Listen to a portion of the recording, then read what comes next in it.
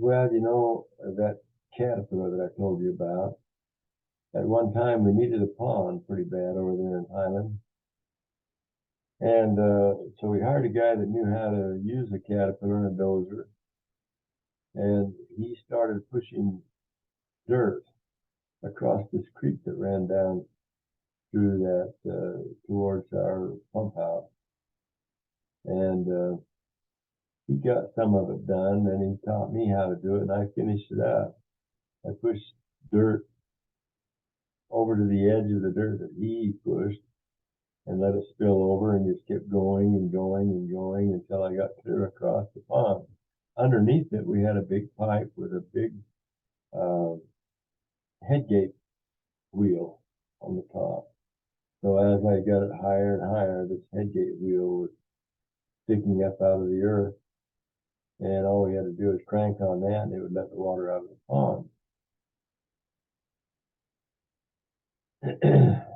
That was really fun. I really enjoyed doing that. That was one of the funnest things I've ever done as far as projects were concerned. Well, we got it in place, and oh, what a wonderful place that was. It created a pond that was perfect for swimming because it was deep. It wasn't so awfully wide. It was probably, I would say, about a football field wide. So, it was decent. Maybe a little shorter than that, but close to it. Maybe a football field's width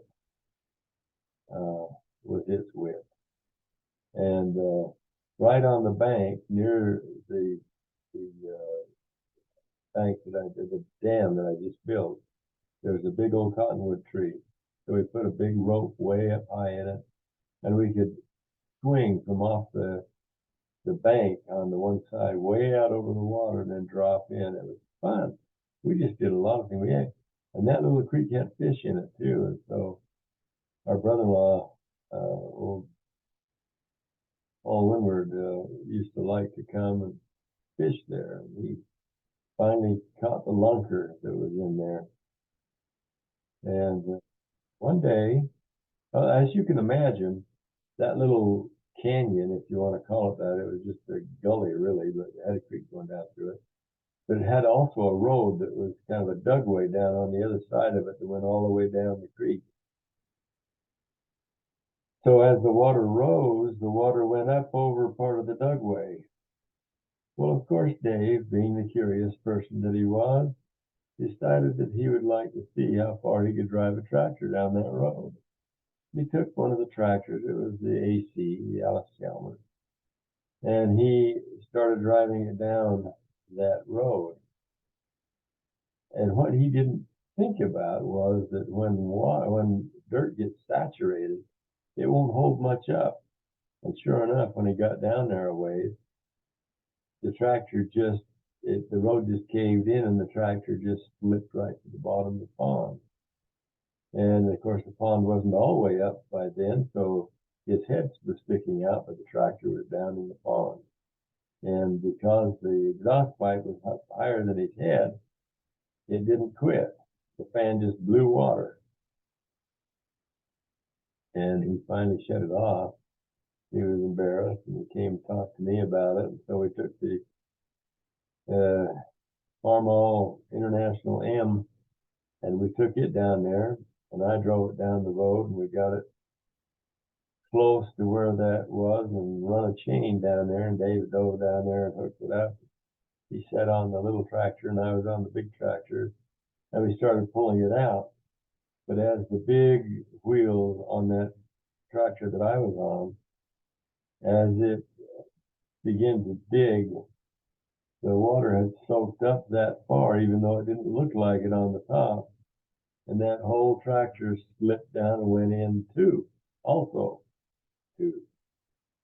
And it was two tractors, so it was two anyway. Huh? Anyway, we thought, well, we got to get these out of here before Dad gets home. So we went up and got the cat. We brought it down, and we backed it down there and hooked it up to the other tractor. Now, there's something about Caterpillar that's really good is got a diesel engine, so there's no spark plug. So even if it's in water, why it'll still run. The other two had finally choked out. We hooked it up and we started churning and pulling and and sure enough, the same thing happened. It's amazing how far up that water will wick. And it slipped in there too. So I had 3 tractors in the bottom of the pond. And the only difference, as I said, was that the Caterpillar kept running. And boy, that fan was blowing water out both sides of the tractor. And it just kept going. And it pulled those tractors up the pond and up the hill gradually until I pulled them all out of the pond. While we were going through all that exercise, the brand new bank that we had was full. Excuse me, not full. I don't know what that was all about. It was full, all right. Anyway, it was dry, and the water wicked in it already also, and it didn't have any to have anything on it. It just finally sloughed off and covered by a lot of feet the